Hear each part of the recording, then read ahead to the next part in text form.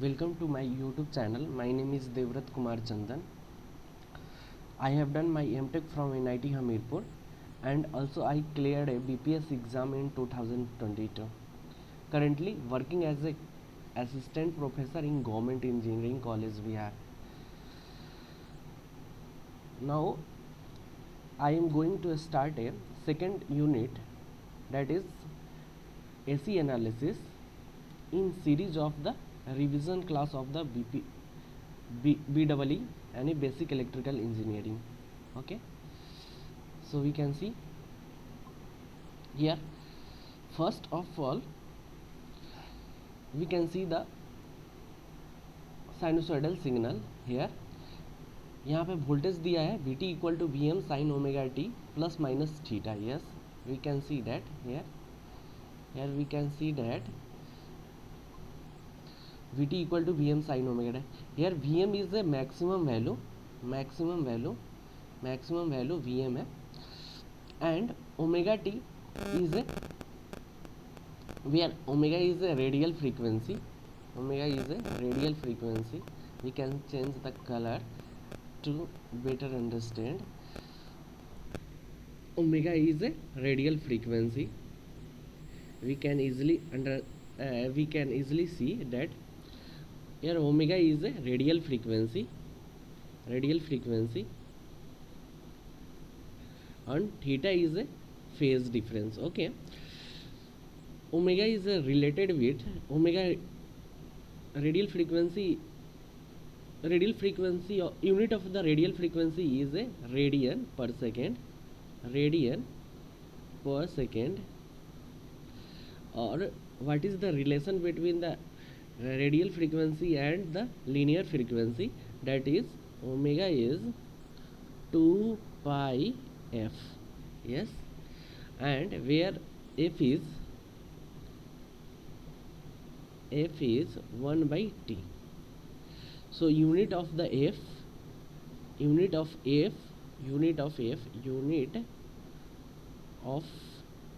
is in basically in hertz, or also cycle per second. It is clear? Cycle per second. Also here we can see that plus phase difference is plus and also in minus. Plus is represent a leading phase nature, leading phase in nature, and minus is represented as lagging phase.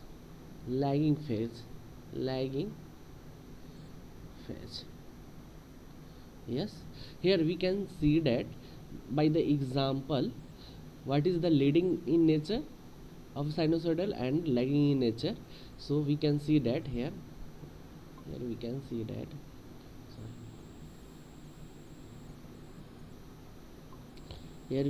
that here this is a signal which is leading by the 30 degree. Okay na? So here positive sign represent the leading signal.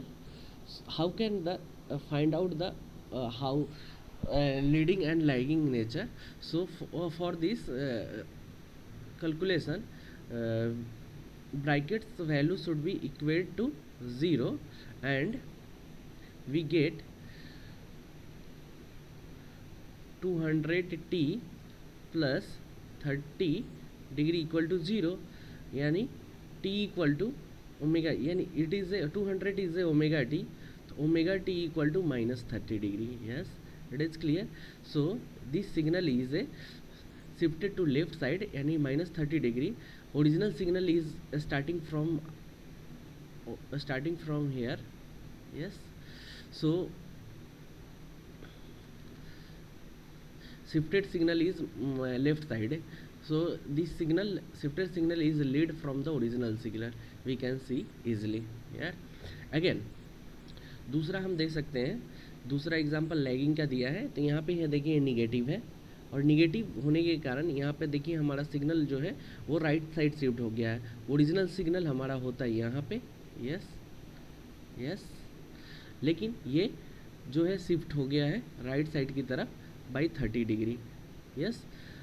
So we can फिर again हमको यदि हमें find out करना है कि हाँ कैसे हम शिफ्ट निकालेंगे, तो यह इसके इक्वेट 0 से इक्वेट कर देंगे और फिर से लिख सकते हैं omega t minus 30 degree equal to 0। Again we can get a क्या हो जाएगा हमारा, we can again get a value of omega t equal to 30 degree plus में, yes. So our signal is shifted to right direction, okay ना। So we can find out the left signal and right signal यानी leading और lagging by this way, okay. Again this sinusoidal also can represent by the in polar form। यार polar form में हम represent कर सकते हैं कैसे, यहाँ पे देख सकते हैं इजीली, मैं समझा रहा हूँ। देखिए नीचे की तरफ यहाँ पे देखिए, ये our sinusoidal original signal is here, ये हमारा ओरिजिनल साइनोसॉइडल सिग्नल है जिसे हम रिप्रेजेंट किए हैं Vm sin omega T plus minus theta, okay. So from this signal sinusoidal signal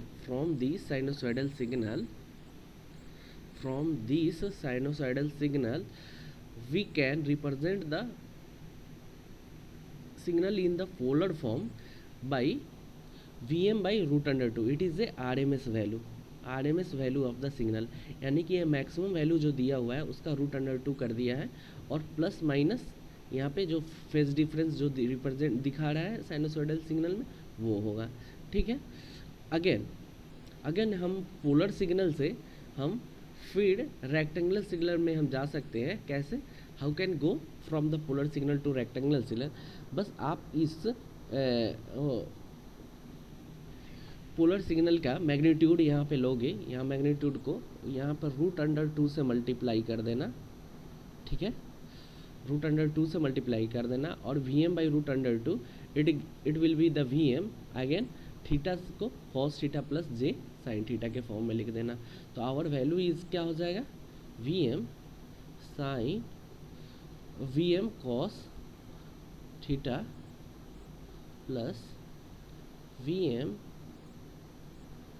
j में sin theta, yes, it is represented in rectangle form, ठीक है। अगेन अब हम देखते हैं नेक्स्ट कि what is the network element. हमारा network element क्या हो सकता है, तो नेटवर्क एलिमेंट हमारा क्या क्या हो सकता है। बेसिकली नेटवर्क एलिमेंट हमारा क्या होता था, रजिस्टर होता था, कैपेसिटर होता था, इंडक्टर होता था, voltage source, current source, these are the elements of the electric circuit, yes. So here first of all consider the network element is resistive in nature, ठीक है। यहाँ पे हमने देख लिया है, यहाँ पे है रेजिस्टर हमने लगाया, सॉरी यहाँ पे हमने रेजिस्टर को इंक्लूड किया, ये हमारा रेजिस्टर है और इसके क्रॉस हमने एक sinusoidal signal Vm sin omega T plus minus omega T को लगाया है।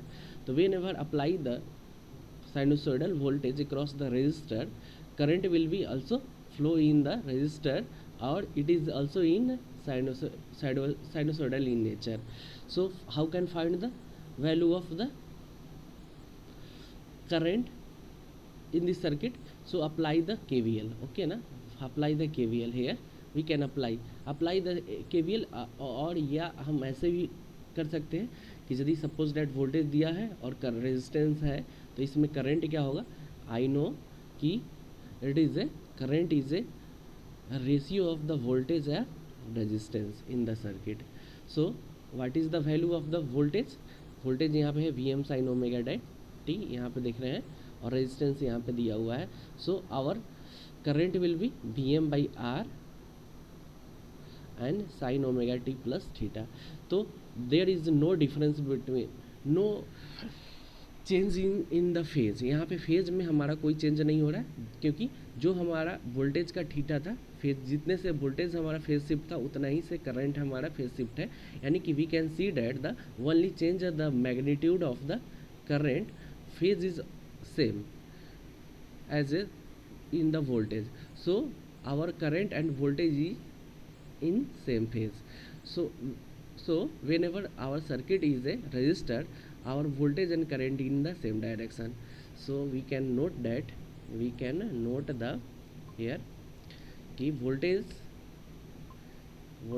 and current जो होता है, voltage और current का direction जो होता है वो रजिस्टर में voltage and current का सेम डायरेक्शन में होता है। यहाँ हमने फेज में लिख कर दिखाया भी है। Yes, it is clear. Next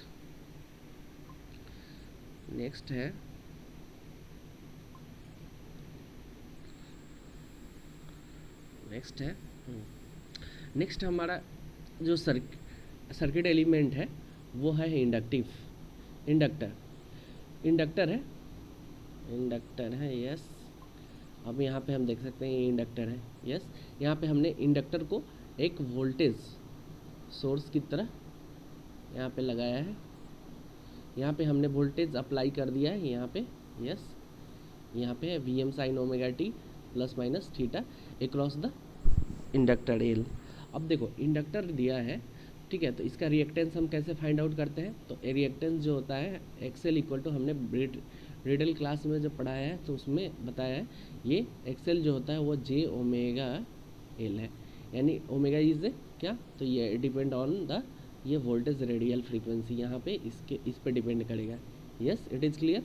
तो यहाँ पे हम we can see that after substituting the value of the omega and L we can get a XL, यानी कि reactance value of the inductor, और उसके बाद हम यहाँ पे करंट की वैल्यू को फाइंड आउट करेंगे।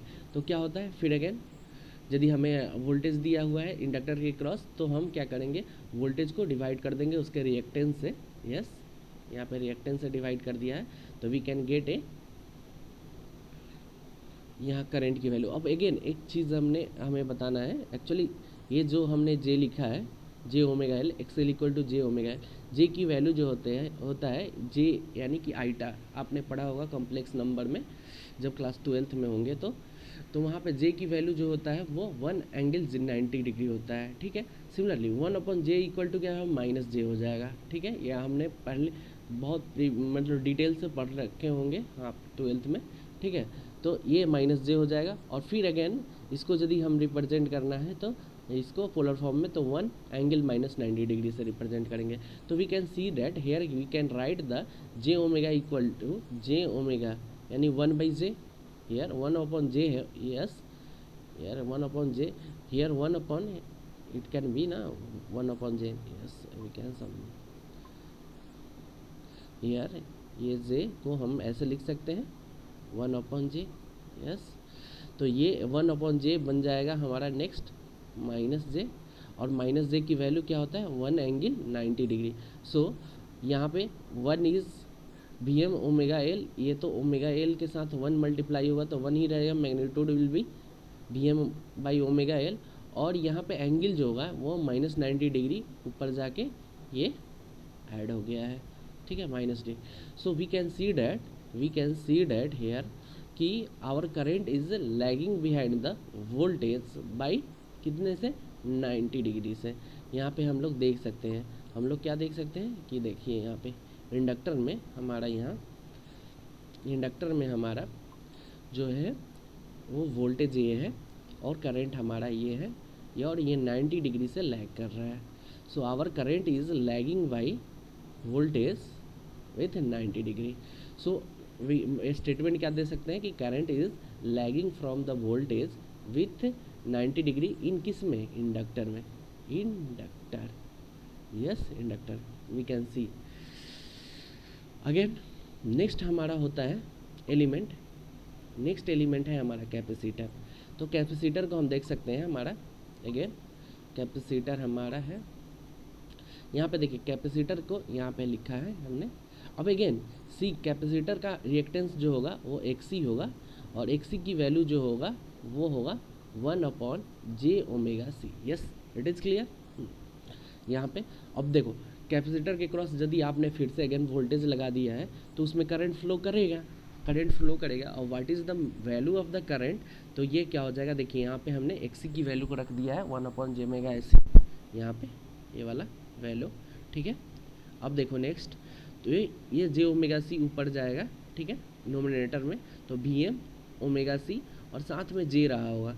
तो जे की वैल्यू को अभी हमने बताया था कि जे की वैल्यू को 1 एंगल 90 डिग्री लिख सकते हो, तो 1 से बी एम ओमेगा सी को मल्टीप्लाई कर दिया 1, तो magnitude will be same, no change by the multiplying of the 1,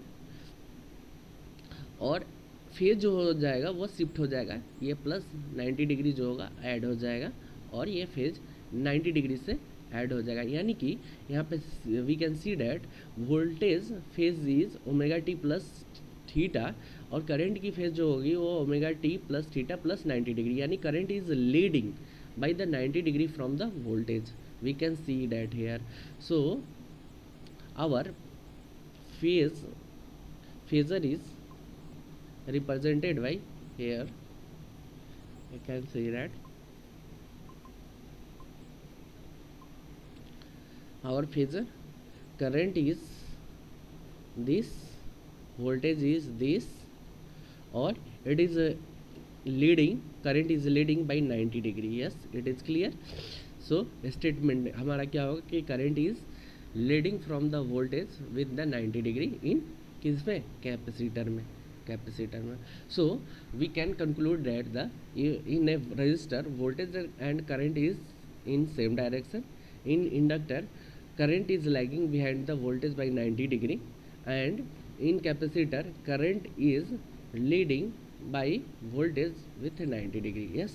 अच्छा एक जाते जाते एक और चीज़ कि what is the relation between the inductor, what is the relation of the voltage and current in, again we can choose a what is the relation between the voltage and current in register में voltage और current का क्या relation होता है, तो यहाँ plus minus है, ये आर है, ठीक है, तो ये हो जाएगा V equal to I R होता है, यस इट इज़ क्लियर।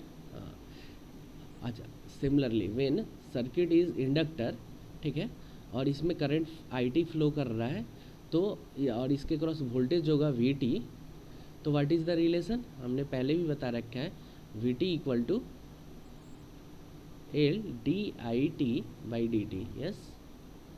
और इसी से हम IT की वैल्यू इसमें कैसे निकालेंगे, IT equal to 1/L integration VT DT, yes it is clear.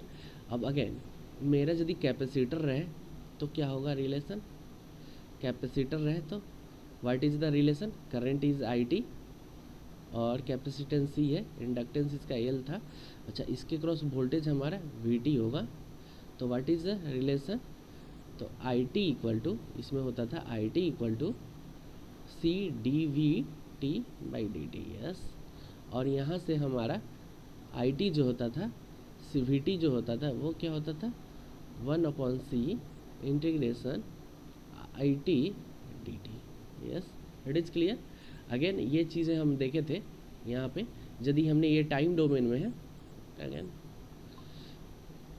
ये हमारा टाइम डोमेन में है सिग्नल, ठीक है, इसको हमने फ्रीक्वेंसी डोमेन में लिखना है, तो V omega equal to J omega L by I omega, yes, यानी कि V omega equal to I omega equal to J omega L, ये हमारा क्या हो जाता है, रिएक्टेंस होता है, ये इंडक्टर में हम लोग। ये एक चीज़ और आप याद रखिएगा, हम यहाँ पे शॉर्टकट में बताते हैं dt को, d बाई dt को डिफ्रेंसिएशन को J ओमेगा लिखते हैं, और इंटीग्रेशन को 1/J ओमेगा लिखते हैं, यस। तो सिमिलरली यहाँ से हम लोगों ने ये बात कर लिया। नेक्स्ट यहाँ पे देखिएगा इंडक्टर कैपेसिटर में, यदि हम इसको फिर से हम फ्रीक्वेंसी डोमेन में ले जाएं, इसको फ्रीक्वेंसी डोमेन में ले जाते हैं,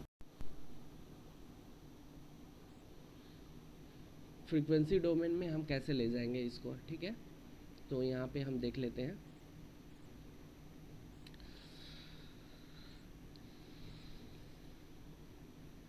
ये आई टी जो बन जाएगा वो आई ओमेगा हो जाएगा, और C j differentiation j omega v omega, यानी कि वी ओमेगा इक्वल टू हो जाएगा यहाँ पे 1/j omega C. Yes, it is clear. और ये हमारा हो जाएगा एक सी के बराबर। ठीक है, so how can find the value of the reactance in a capacitor और inductor in frequency domain, we can understand. ठीक है, ओके। नेक्स्ट हम लोग फिर से आ जाते हैं अपने टॉपिक पे। नेक्स्ट है, सर्किट को ऊपर हम मूव करा लें। हाँ, अब हमने इंडिविजुअल रजिस्टर, इंडक्टर और कैपेसिटर को हमने देखा था, उसमें what is the relation between the voltage and current.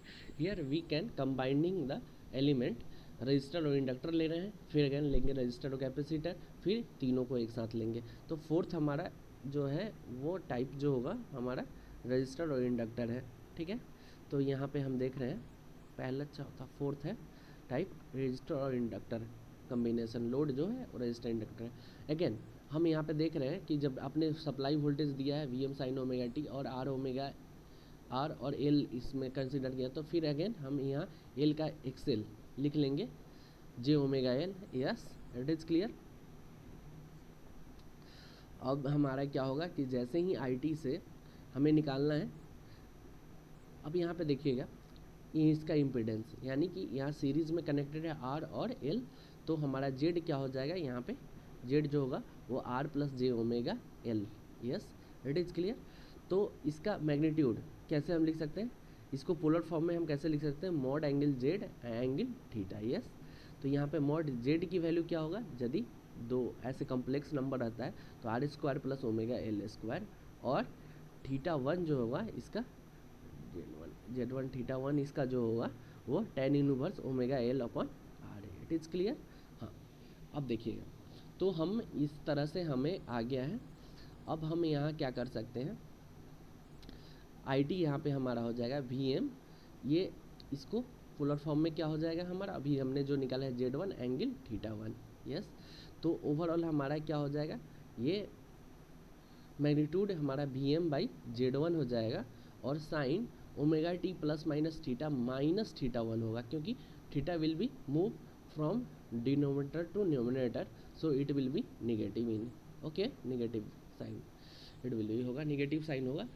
ठीक है, तो यहाँ पे हम फिर अगेन हम देख सकते हैं कि our current is lagging from the voltage. Here we can see easily very easily, okay, we can see that our current, यार ये जो करेंट है हमारा वो लैगिंग कर रहा है वोल्टेज से, यहाँ वोल्टेज से हमारा लैग कर रहा है।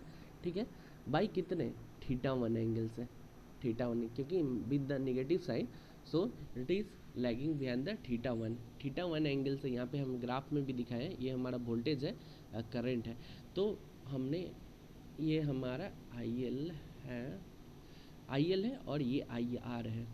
ठीक है, ये आई आर है जो हमारा वोल्टेज के डायरेक्शन में ही होगा, क्योंकि रजिस्टर में करंट और वोल्टेज सेम डायरेक्शन में होता है, और आई एल जो होगा वो इंडक्टर में 90 डिग्री टू वोल्टेज लैगिंग करेगा, तो ओवरऑल हम रिजल्टेंट निकालेंगे करंट, तो ये हमारा आई आएगा।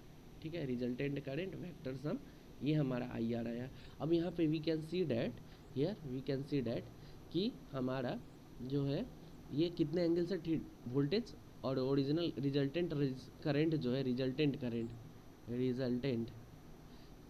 ये कितने से, एंगल थीटा वन से अलाइक कर रहा है, और थीटा वन की वैल्यू हम यहाँ फाइंड आउट कर सकते हैं। सो अगेन अब हम लोग अदर कम्बिनेशन पे चलते हैं। नेक्स्ट, हाँ यहाँ पे हम नेक्स्ट हम अदर कम्बिनेशन पे चल सकते हैं। देखिए नेक्स्ट है, ये आरसी लोड है, आरसी लोड है, तो हम यहाँ पे देखते हैं, यहाँ पे हमारा रजिस्टर है और कैपेसिटर, ये रजिस्टर और कैपेसिटर यहाँ पे सीरीज में कनेक्टेड है, सो आवर इम्पिडेंस इज क्या हो जाएगा, Z2 की वैल्यू ये R प्लस जे ओमेगा, क्योंकि XC की वैल्यू 1/j ओमेगा C होता है, तो ये हो गया। फिर मैग्नीट्यूड क्या हो जाएगा Z2 का, तो Z2 R square plus omega C का होल स्क्वायर, और एंगल क्या हो जाएगा 1/j ओमेगा C, लेकिन ये 1/j जो होगा वो ऐसे है तो इसके आगे 1/j को मैंने बताया था 1/j को -j लिखा जाता है। So due to negative sign यहाँ पे निगेटिव साइन बाहर की तरफ आ जाएगा। सो यहाँ पे समझ में आ गया। अब हमारा क्या हो जाएगा, अब हमारा एंगल जो हो गया है यहाँ जो आया है ये थीटा जो है वो निगेटिव में आ गया और Z2 मैग्नीट्यूड यहाँ पे लिखा हुआ है। तो यहाँ पे हमारा करंट क्या हो जाएगा Vm/Z2 मोड में, ठीक है। और साइन ओमेगा यहाँ थीटा जो निगेटिव में है ऊपर जाएगा तो +θ2 हो जाएगा। Yes, it is clear.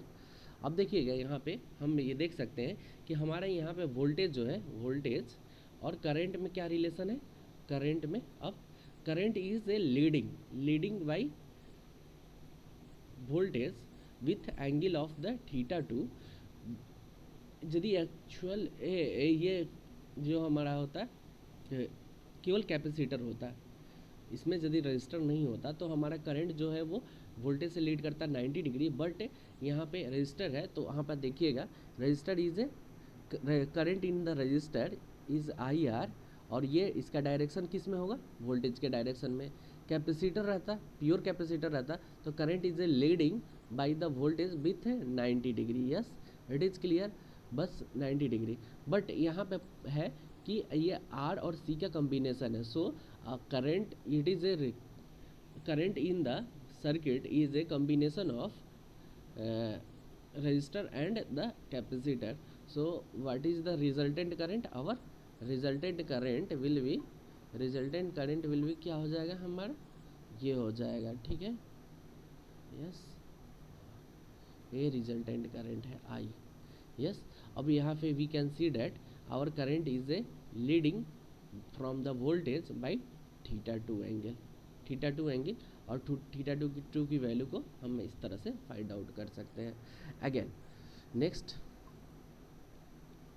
अब हम लेते हैं तीनों कॉम्बिनेशन RLC कॉम्बिनेशन ले लेते हैं। तो यहाँ पे हम वी कैन सी डैट, यहाँ पे हम लोग आसानी से समझ सकते हैं। यहाँ पे देखिए RLC कॉम्बिनेशन है, यहाँ पे हमने लिया है रजिस्टर को, इंडक्टर को और capacitor, this all are in the series. और यहाँ पे सप्लाई वोल्टेज हमारा हमने साइनसोइडल सप्लाई वोल्टेज लगा दिया है। तो हमारा रिजल्टेंट हमारा इम्पिडेंस क्या होगा, तीनों एलिमेंट्स यानी कि resistor inductor capacitor are in the series. So our impedance is here Z=RjωL और plus 1/jωC। So after the 1/j is converting -j, okay। So our equation will be this। Then after the common हमने j को कर लिया है तो हमारा value हो गया ωL -1/ωc यहाँ, ठीक है। अब देखिएगा तो ये ωL और ωc को हमने क्या कर दिया है, यहाँ पे बोल दिया है x, ठीक है। अब ये टोटल हमारा वैल्यू क्या हो जाएगा, मॉड इसका इम्पिडेंस क्या हो जाएगा, मैग्नीट्यूड ऑफ द इम्पिडेंस जो होगा वो क्या हो जाएगा R² प्लस ωL -1/ωc का whole square. It is clear, यही होगा ना, यस, ठीक है। अब देखो नेक्स्ट हमारा एंगल क्या होगा, एंगल है हमारा, एंगल क्या होगा हमारा, एंगल होगा reactance part upon the real part, यानी imaginary part upon real part का tan इनवर्स। तो ये हमारा निकल जाता है एंगल थीटा। अब देखो नेक्स्ट, तो ये हमारे से यहाँ से निकल गया। अब देखिएगा नेक्स्ट हमारा x की वैल्यू क्या है, यहाँ पर reactance ωL -1/ωc। So our current is leading या लैगिंग, ये डिपेंड करेगा कि हमारे x की वैल्यू जो है वो पॉजिटिव है या निगेटिव है। ये और ये डिपेंड करता है, x की वैल्यू पॉजिटिव निगेटिव हमारा डिपेंड करेगा कैसे, जब हमारा ωL यानी कि inductor is dominating on capacitor तो हमारा x will be positive, okay ना। Here we can see that whenever ωL is dominating यानी कि inductor is dominant on the capacitor तो reactance is a positive in nature और our current will be lagging behind the voltage. Yes, in case second ωL is less than the 1/ωc यानी कि x will be negative, और x will be negative यानी capacitor in nature, that is यानी कि current is leading by voltage, okay ना। और next है when omega L is equal to omega C, so our that condition x will be 0 and our only impedance is resistive in nature, so voltage and current will be in the same phase. सो यहाँ पे हम तीनों case को अच्छे से समझ चुके हैं, ठीक है। नेक्स्ट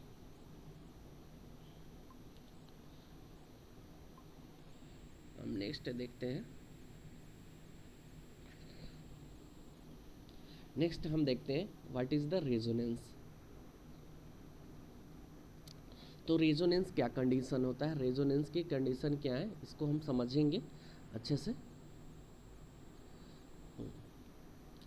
तो यहाँ पे है रेजोनेंस, तो रेजोनेंस देखते हैं यहाँ पे रेजोनेंस के बारे में क्या बोल रहा था। तो resonance is a condition at total reactive part at which total reactive part of the circuit will be 0. Reactive part of the circuit is 0. Reactive part of the circuit is 0. That means voltage and current in the same phase. तो हमने अभी देखा था last case में, जिसमें are और L और सी तीनों कॉम्बिनेशन था लोड का, और उसमें वोल्टेज सोर्स लगाया हुआ था। तो वहाँ पे देखा था कि when omega L is equal to यानी कि XL is equal to XC, तो our impedance is resistive in nature and in this case voltage and current is in the same phase. सो यहाँ पे भी यही कंडीशन है कि रेजोनेंस में रेजोनेंस के लिए कंडीशन कौन सी जरूरी है कि रिएक्टिव पार्ट जो होना चाहिए उसका 0 हो जाना चाहिए, और उस समय हमारा वोल्टेज और करंट सेम फेज में होगा, ठीक है। सो रेजोनेंस जो होता है बेसिकली ये दो टाइप्स के सर्किट में कॉम्बिनेशन में एग्जिस्ट करता है। तो पहला एक सीरीज रेजोनेंस बोल सकते हैं, और दूसरा होता है पैरेलल। तो सबसे पहले हम लोग स्टडी करेंगे सीरीज रेजोनेंस में। तो in series resonance all the elements यानी resistor, inductor, capacitor are connected in the series. So our impedance हमने पहले लास्ट केस में देख लिया है इस चीज़ को, ठीक है। So our impedance will be here we can see that our impedance will be Z equal to R J omega L minus 1 upon omega C, ठीक है। और जे को हमने बाहर निकाल लिया है, तो यहाँ पे हमारा omega L minus 1 upon omega C हो गया, it is R plus J X, ठीक है। तो अकॉर्डिंग टू रेजोनेंस कंडीशन हमारा क्या होना चाहिए कि रिएक्टिव पार्ट जो होना चाहिए वो 0 के बराबर होना चाहिए, यस। तो हमने क्या किया, रिएक्टिव पार्ट हमारा ये है, ठीक है, ये रिएक्टिव पार्ट है हमारा, यानी कि रिएक्टिव पार्ट है, उसको हमने क्या किया है, इक्वेट कर दिया है 0 से। So omega L minus 1 upon omega C equal to 0। So our value equal to क्या हो जाएगा हमारा 1 omega equal to 1 upon omega C, और ये उसके बाद ये आ गया omega square equal to 1 upon L C. Again इसको ओमेगा इज अगेन ये आ गया, और फिर अगेन हमने क्या किया, ओमेगा की वैल्यू को 2 पाई एफ रख दिया। तो हमारा फाइनली जो वैल्यू आ गया वो क्या आया, ये देखिए रेजोनेंस फ्रीक्वेंसी हमारा क्या आ गया, यहाँ पे we can see that here कि what is the resonance frequency F R equal to 1/2 pi L root under L C. Yes, it is clear, ठीक है। नेक्स्ट अब देखिए हमारा इम्पिडेंस एट द रेजोनेंस, हम देख रहे हैं कि हमारा इम्पिडेंस जो था वो क्या था, पहले हमारा इम्पिडेंस क्या था, Z equal to R plus J omega L minus 1 upon omega C. यानी एट द रेजोनेंस हमारा क्या हो जा रहा है कि इम्पीडेंस जो होता है वो मिनिमम हो जा रहा है, ये क्योंकि ये पूरा सेक्शन 0 हो जा रहा है, तो ओनली लेफ्ट द आर, और R is a minimum at the resonance frequency, यानी एफ आर पे इसकी वैल्यू जो होती है वो मिनिमम हो जा रही है। तो यहाँ पे हम जेड और इम्पीडेंस के बीच में हम कर्व प्लॉट करना चाह रहे हैं। तो हमारा जो फ्रीक्वेंसी हमारा रेजोनेंस फ्रीक्वेंसी पे पहुँच रहा है, एफ आर पे रेजोनेंस फ्रीक्वेंसी पे पहुँच रहा है, ठीक है। तो हमारा जेड क्या हो जा रहा है, मिनिमम हो जा रहा है, देख रहे हैं यह मिनिमम वैल्यू है, और वो इक्वल टू किसके बराबर है, तो आर के बराबर है उस समय, ठीक है, यहाँ पे आर के बराबर है। और उसके ऊपर यानी लेस देन पे जब फ्रीक्वेंसी हमारा रेडियल रेजोनेंस फ्रीक्वेंसी से लेस है तो हमारा कैपेसिटर जो है वो डोमिनेंट नेचर का है। कैपेसिटर जो है वो लेस फ्रीक्वेंसी पे है। देखो सपोज डैट मैंने ओमेगा की वैल्यू को 0 पुट किया, तो 0 पुट किया तो ये हमारा एक्सेल वाला पार्ट तो 0 हो जाएगा, because omega L omega is 0, तो ओमेगा एक्सेल इज 0, बट 1/ओमेगा सी। फिर अगेन यदि हम ओमेगा की वैल्यू 0 पुट कर रहे हैं या एक्सी में, यानी ओमेगा इज 0 तो XC is infinite, so 0 minus infinite equal to minus infinite. और ये इन्फानाइट जो है वो किसके कारण आ रहा है, तो कैपेसिटर के। सो ये हमारा रिएक्टेंस जो है वो less than the resonance frequency पे कैपेसिटी इन नेचर है, यानी कि इसमें कैपेसिटर जो है वो डोमिनेट कर रहा है इंडक्टर पे। जब हमारा frequency greater than resonance frequency होता है तो हमारा एक्सेल जो है वो डोमिनेट करेगा हमारा कैपेसिटर पे, ठीक है, कैपेसिटिव रिएक्टेंस पे। सो इट इज़ कौन सा नेचर हो जाएगा, तो यहाँ पे ये इंडक्टिव ही नेचर होगा। इट इज़ क्लियर, ये इंडक्टिव ही नेचर होगा। यानी हम यहाँ से वी कैन सी डैट जब हमारा frequency is less than the resonance frequency, capacitor is dominating and capacitive in nature, or resonance is greater than the frequency is greater than resonance frequency, so our reactance is dominating inductively, and so here we can represent the impedance versus frequency graph again. अब हम I want to plot a current versus frequency graph. तो यहाँ पे देखिएगा at the frequency voltage, देखो current क्या होता है, V अपॉन जेड ये होता है, यानी it is a ratio of the voltage upon impedance. अब देखो एट द रेजोनेंस फ्रीक्वेंसी पे हमारा क्या हो जाता है कि इंडक्टर जो है, इंडक्टर इम्पिडेंस की वैल्यू जो होता है वो मिनिमम हो जाता है, R के बराबर होता है। तो जब Z इज़ मिनिमम तो I is maximum. It is clear. तो यहाँ पे देखिए Z इज़ मिनिमम है, यानी डिनोमिनेटर इज़ ए मिनिमम, तो ये करंट की वैल्यू हाई हो जाएगा यहाँ पे, तो ये इंक्रीज कर गया, ठीक है। अब जैसे जैसे आगे देख रहे हो तो impedance is increasing here, impedance is increasing, तो our current will be decreasing in both direction, both side of the resonance frequency. It is clear? Yes. So our graph is this. तो ये हमारा करंट और frequency के बीच में graph है, और ये हमारा इम्पिडेंस एंड फ्रीक्वेंसी के बीच में ग्राफ है। Okay, we can understand that easily, very easily. Okay, अब नेक्स्ट है what is the quality factor. तो यहाँ पे हम देख रहे हैं क्वालिटी फैक्टर क्या होता है।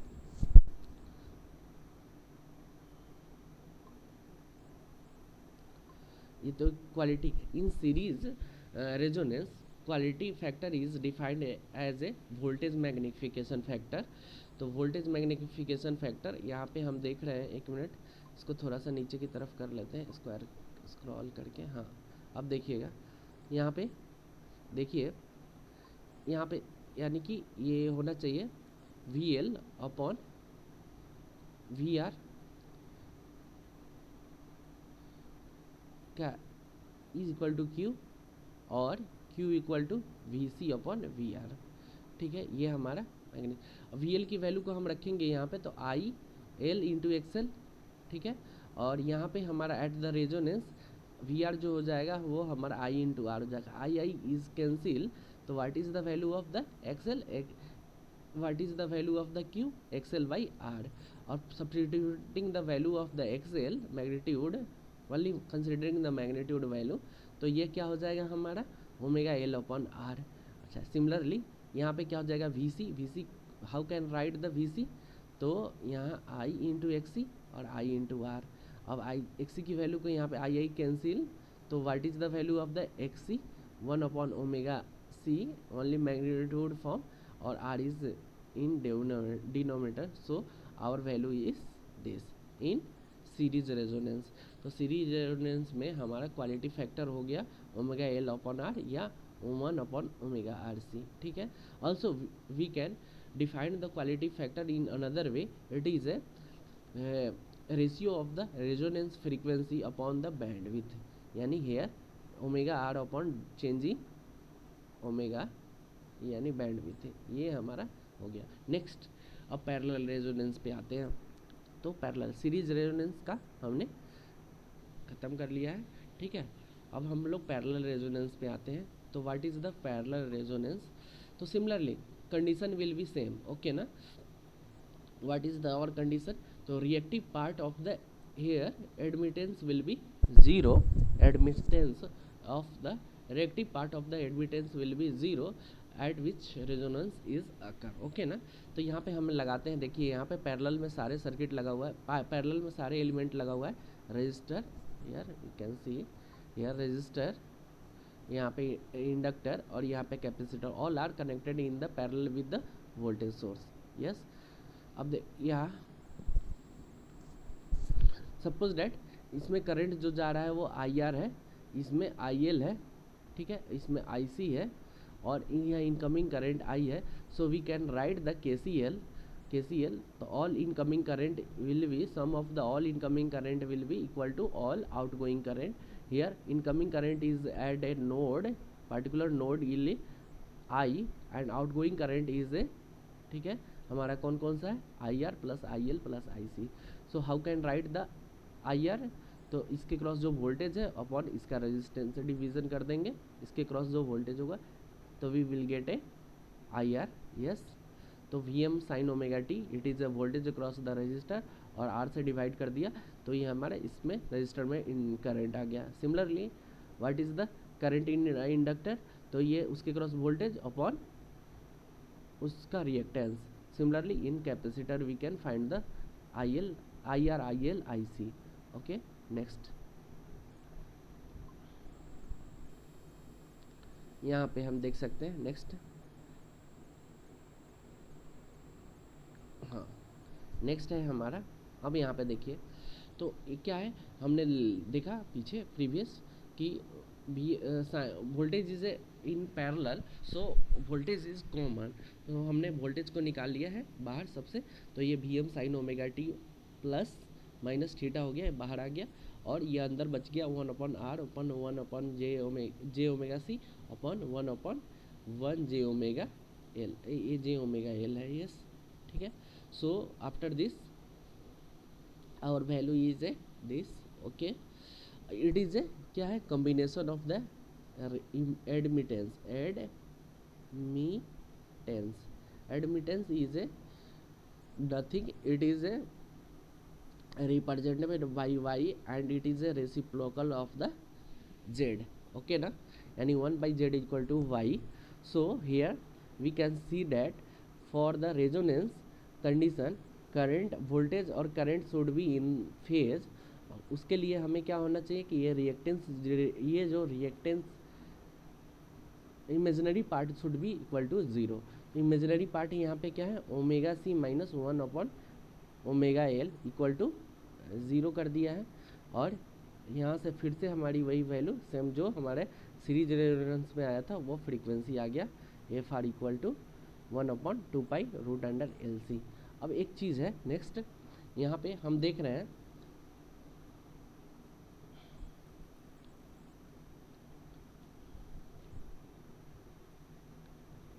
हम यहाँ पे देखेंगे कि यहाँ पे देखिए एडमिटेंस, तो यहाँ पे admission eight the resonance frequency यानी कि FR की वैल्यू पे, FR रेजोनेंस फ्रीक्वेंसी पे हमारा Y क्या होगा, Y शुड बी मिनिमम होगा, ठीक है, क्योंकि ये imaginary part equal to zero हो गया, तो Y हमारा मिनिमम होगा उस पर। तो Z क्या होगा, मैक्सिमम, क्योंकि Z is maximum, Z maximum होगा, yes. At the resonance frequency Y will be minimum, then Z equal to maximum because Y is a Z equal to 1 by Y, yes। तो यहाँ पे हमारा Z जो है वो maximum हो जाएगा, ठीक है। जब हमारा Z मैक्सिमम होगा तो करंट क्या होगा, current is A V by Z, यही होता है।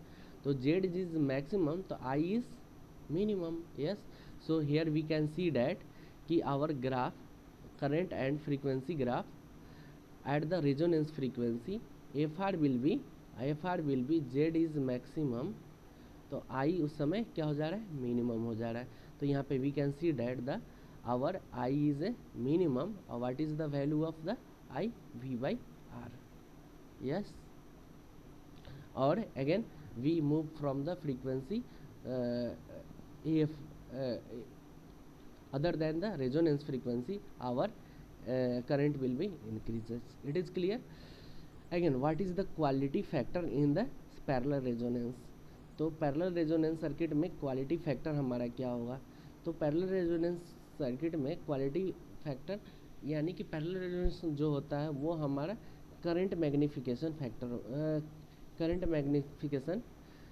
फैक्टर होता है. यानी कि इन सीरीज में वो वोल्टेज मैग्नीफिकेशन था और पैरेलल में करंट मैग्नीफिकेशन, ये सीरीज के लिए है. ठीक है, यहाँ पे ये पैरेलल के लिए है. तो यहाँ पे देखते हैं Q equal to IL/R, I, या इसी को हम लिख सकते हैं. अब IL की वैल्यू क्या कैसे लिख सकते हैं, V/XL, और I की वैल्यू को हम कैसे लिख सकते हैं, तो V/R नीचे. यस, तो ये हमारा at the resonance frequency I, what is the value of the I, the current at the resonance frequency. So our value is V is cancel, तो आवर वैल्यू इज R/XL. ठीक है, तो what is the value of ये R/ω. ये हमारा quality factor हो जाएगा in parallel resonance. Again हम ये देख सकते हैं व्हाट इज द अगेन.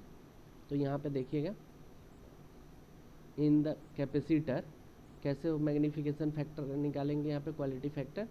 तो यहाँ पे देखिएगा यहाँ IC/I है रेशियो, और IC की वैल्यू कैसे निकालोगे, V/XC हो जाएगा, और I is a current at the resonance frequency. तो what is the value of I, तो V/R. Yes, V is cancel, तो what is the value of R/XC, और इसका मॉड लोगे तो ये हो जाएगा ω/RC.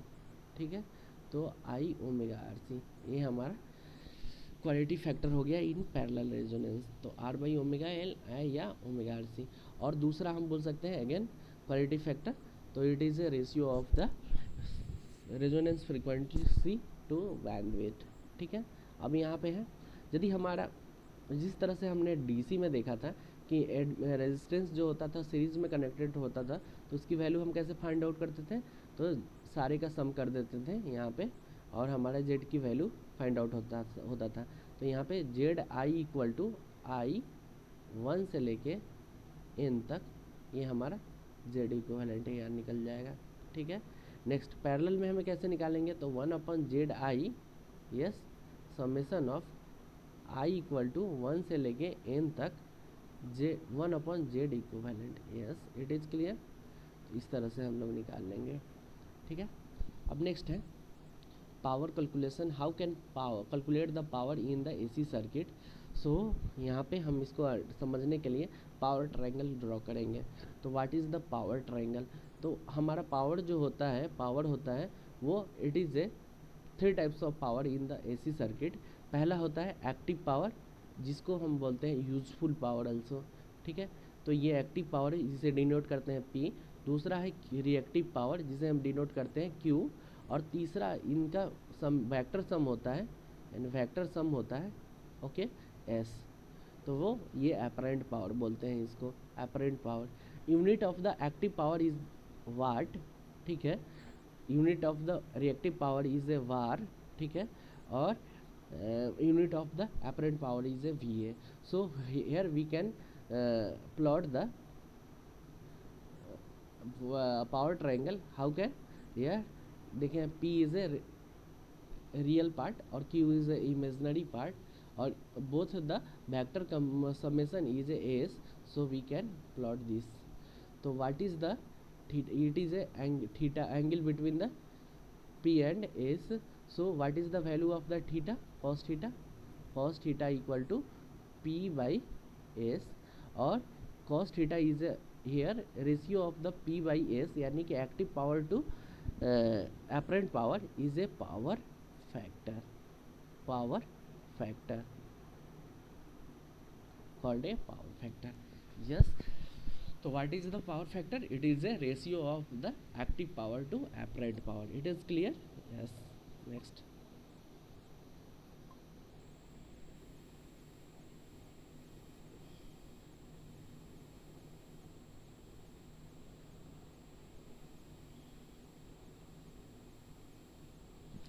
So here we can also write P power factor is a cos theta, और ये it is a ratio of the active power to apparent power. Again, यदि हमने वोल्टेज को लिखा है, वोल्टेज को इस पोलर फॉर्म में लिखा है V R M S into theta angle, ये थीटा 1, और करंट को लिखा है I R M S angle theta 2. Yes. सो हमारा क्या हो जाएगा? अपरेंट पावर निकालने के लिए it is a V into I का कंजुगेट है. Yes. So how can find the conjugate? If current is a I R M S angle theta 2, तो आई कंजुगेट इक्वल टू क्या हो जाएगा? I R M S. Magnitude will be same but theta will be change, theta will be come minus theta 2. Yes. So our यहाँ पे S equal to क्या हो जाएगा? यहाँ हमने वैल्यू को सब्स्टिट्यूट कर दिया, तो V R M S angle theta 2 theta 1 और I R M S minus theta 2. So our magnitude will V R M S into I R M S, और theta will be added to theta 1 minus theta 2. It is clear? So overall हमारा S will be क्या हो जाएगा? V R M S into I R M S, और ये आगे क्या हो जाएगा? Cos theta 1 minus cos theta 2. इसको यदि हमने रेक्टेंगल फॉर्म में लिखने की कोशिश किया तो ये साइन थीटा में. तो ये वाला पार्ट जो देगा इमेजिनरी रियल पार्ट जो देगा कॉस के साथ, वो हमारा क्या होगा? एक्टिव पावर होगा. यस, एक्टिव पावर होगा, जिसे हम डिनोट कर रहे हैं पी से. एक्टिव पावर होगा जिसको हम डिनोट कर रहे हैं पी से, और इमेजिनरी पार्ट जो होगा वो हमारा क्यू होगा, रिएक्टिव पावर, यानी इसका यूनिट वाट और इसका यूनिट वार और इसका यूनिट वी है. यस.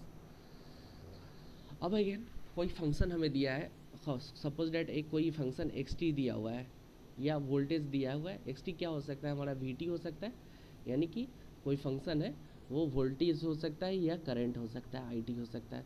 तो if we want to find the R M S value या average value of the voltage और करंट, तो हम कैसे फाइंड आउट करेंगे?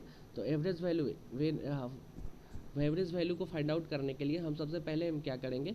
उस फंक्शन का एरिया निकालेंगे और उसके टाइम पीरियड से, जितने टाइम पीरियड के लिए वो है उसका हम उसमें एरिया निकालेंगे और उसके टाइम पीरियड से डिवाइड कर देंगे. यानी this is the our mathematical expression to find the V R M S of the given voltage function. तो ये V T D T integration 0 से लेकर टी तक है और उसको टाइम पीरियड से डिवाइड कर रहे हैं. यस. तो ये एवरेज वैल्यू, या इसी को बोलते हैं मीन वैल्यू. Mean value. ठीक है. नेक्स्ट हमारा क्या है? R M S value. तो how can find the R M S value? इसको बोलते हैं root mean square value. Root mean square value. ये कैसे होगा? देखो यहाँ पे सबसे पहले आर एम एस, यानी कि इधर से हम चलेंगे तो स्क्वायर, सबसे पहले एस स्क्वायर है तो हम गिवन फंक्शन का स्क्वायर कर देंगे. ठीक है. उसके बाद वी टी का स्क्वायर कर दिया. नेक्स्ट उसके बाद हम क्या करते हैं? मीन निकालेंगे. तो मीन कैसे निकालते थे? उसका एरिया निकालते थे सबसे पहले, यानी डी टी एरिया निकालते थे, और उसको हम टाइम पीरियड से उसके डिवाइड करते थे. ये मीन निकल गया. और लास्ट होता है मीन यानी एवरेज, और लास्ट होता है इसके ऊपर रूट चढ़ा देना. तो it is a mathematical expression to find the R M S value of the any given signal या वोल्टेज या करंट. ओके ना. यहाँ पे देख रहे हैं. नेक्स्ट है form factor. What is the form factor? Form factor क्या होता है? तो it is a ratio of the R M S value to average value. It is a ratio of the R M S value to average value. तो given function का यदि हमने R M S value find out कर रखा है और average value find out कर सकता है, तो उसका रेशियो ले लेंगे तो हमारा फॉर्म फैक्टर निकलेगा. इसकी वैल्यू जो वैल्यू निकल के आएगा वो 0 से लेके फॉर्म फैक्टर की वैल्यू लेस देन 1 के बीच में होगा. ठीक है. नेक्स्ट अब ripple factor. It is A form factor का होल स्क्वायर -1 का रूट अंडर ऐसे, तो हमारे ये रिपल फैक्टर निकल के आता है। ठीक है, नेक्स्ट है पिक फैक्टर। पिक फैक्टर क्या होता है, तो मैक्सिमम सिग्नल के मैक्सिमम वैल्यू और उसके आरएमएस वैल्यू सिग्नल का, if given signal is V t equal to V M sine omega t, yes, तो what is the maximum value, maximum value इसका वी एम हो जाएगा और इसका R M S value V R M S जो निकालोगे वो V M by root under two होगा। तो what is the peak factor, peak factor is क्या हो जाएगा, पिक फैक्टर क्या हो जाएगा हमारा V M maximum value upon V R M S, यानी कि V M upon root under two. तो yes it is a root under two, yes it is clear. So this is the mathematical formula here, average value, RMS value, average value, form factor, ripple factor and the peak factor. This mathematical by this expression we can find the value of the signal. Okay na, so thank you for listening. We will meet in the next session with the new topic, that is a magnetic circuit analysis. ठीक, thank you for listening. Okay.